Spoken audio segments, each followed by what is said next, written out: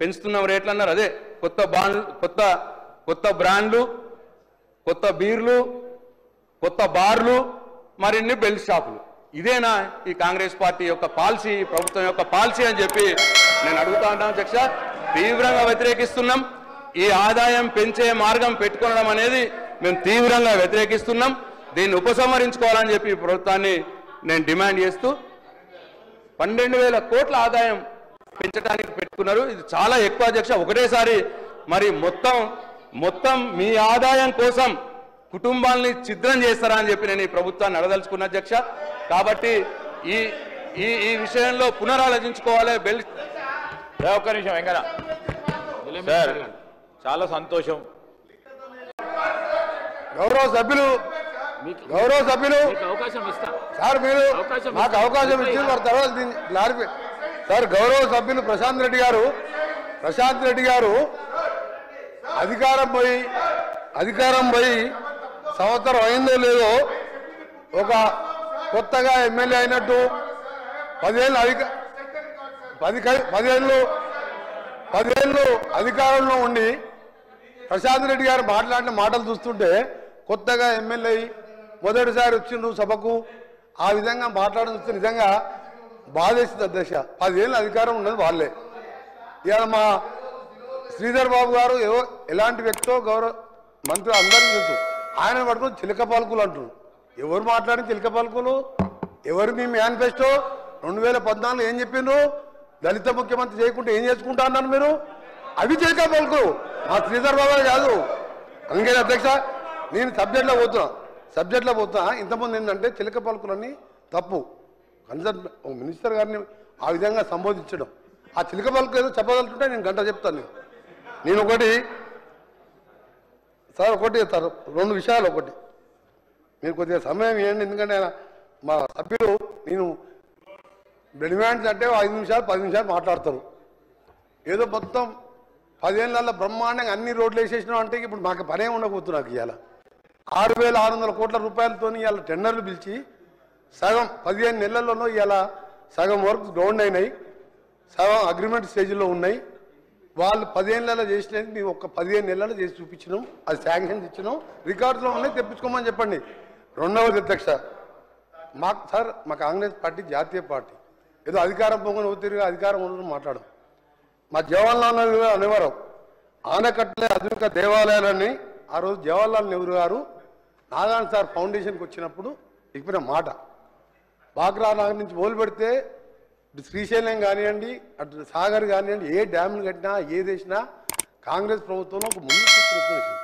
అలాగే ఆనకట్టలే కాదు, రోడ్లు కూడా దేవాలయాలు లాంటివి అని మా కాంగ్రెస్ పార్టీ నమ్ముతుంది.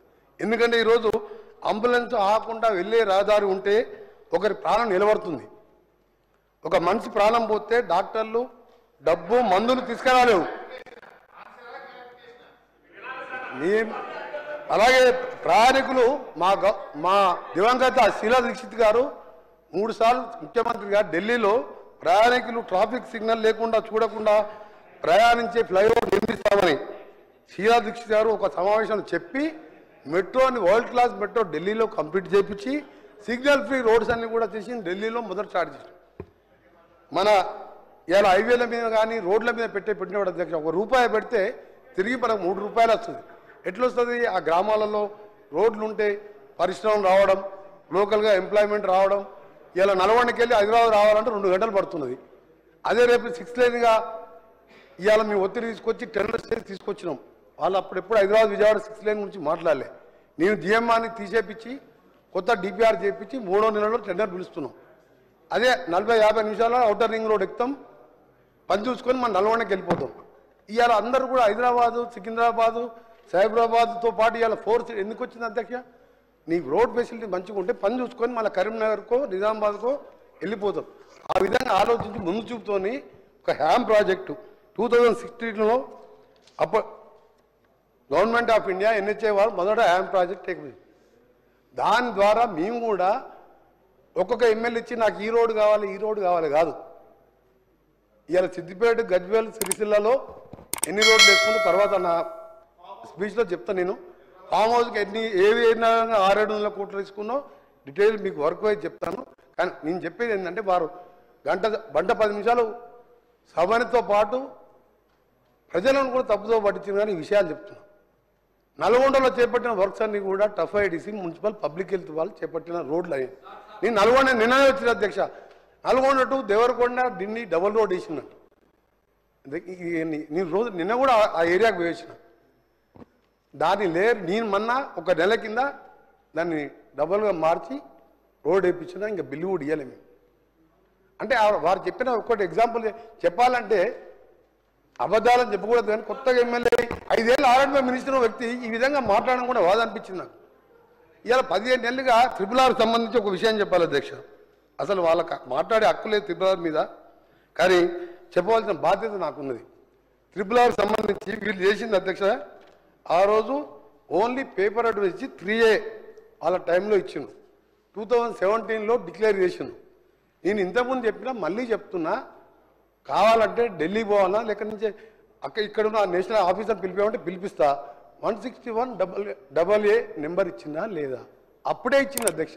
కానీ ఎందుకు అప్రూవల్ రాలే, ఎందుకు రాలంటే ప్యాటేసి చెప్పని తర్వాత తెలుసుకున్నాను. 5 ఏళ్ళు ఆర్ఎండ్బీ మినిస్టర్ను నేనై 15 నెలలు అయింది. 3 నెలల పార్లమెంట్ ఎలక్షన్ కోడ్ పోయింది. 12 నెలల్లో ఎన్ని వేల కోట్ల వర్క్ పిలిచినావు, ఎన్ని గ్రౌండ్ అయినావు, నువ్వు పోయి తెలంగాణ తిరిగిరా. ఒకటే ప్రతిపక్షంగా రాగా ఒక తీరాగా అధికారం. ప్యాటేసి అంటే project alignment and technical approval committee దగ్గర పెండింగ్లో ఉన్నది. ప్యాటేసీలో అప్రూవ్ అయితే తప్ప మేము పే చేయలేము రైతులకు. 88% జనవరి 2025 వరకు 88% కాన్సెంట్ తీసుకున్నాం రైతుల దగ్గర. ఎప్పుడైతే ప్యాటేసి ఈ అప్రూవల్ మన 11th రోజు గడ్కరీ గారు కలిసినప్పుడు వారు ఏం చెప్పారంటే తప్పకుండా ఈ 2 monthsలో క్యాబినెట్లో అప్రూవ్ కావాలి, నేను చేపిస్తాను నేను అని చెప్పి వారు అందరు పార్లమెంట్ సభ్యులు ఉన్నారు, మా స్పెషల్ చీఫ్ సెక్రటరీ గారు ఆఫీసర్ ముందనే 2 hours రివ్యూలో చెప్పాను. అని ఒకటి అడుగుతున్నా, 2017లో దీనికి కొత్త నెంబర్ ఇచ్చి రీజనల్ లింక్ రోడ్ అనౌన్స్ చేసినప్పుడు మీరు తర్వాత దాదాపు 6 ఏళ్ళు అధికారంలో ఉన్నారు కదా, ఎందుకు రీజనల్ లింక్ రోడ్ కూడా ఓన్లీ 3A వరకే మీరు అనౌన్స్ చేసి ల్యాండ్ ఎక్వేషన్ కానీ ఒక్కసారి ఆ రోడ్డు గురించి కానీ ఎందుకు మాట్లాడలే? ఇవాళ 2000 కోట్లు లోన్ తీసుకుని అక్కడ ఉన్నాయి, 1500 కోట్లు బడ్జెట్లో మేము పెట్టాం. ఇవాళ ఎంత దాని గురించి ఎంత స్పీడప్ ఉన్నా government of India prime minister క్యాబినెట్లో అప్రూవ్ చేయాలి. మొన్న పోయినప్పుడు క్లియర్గా డిస్కస్ చేసినాం. దాంతోపాటు మీరు సదరన్ పార్ట్ గురించి జరిగింది, మీరు నార్దర్న్ పార్ట్ గురించే పట్టించుకోండి. దీని గురించి కూడా దానికి ప్రైవేట్ కన్సల్టెంట్ ద్వారా అలైన్మెంట్ కూడా ఫిక్స్ చేసి త్వరలో కేంద్రానికి పంపిస్తున్నాం.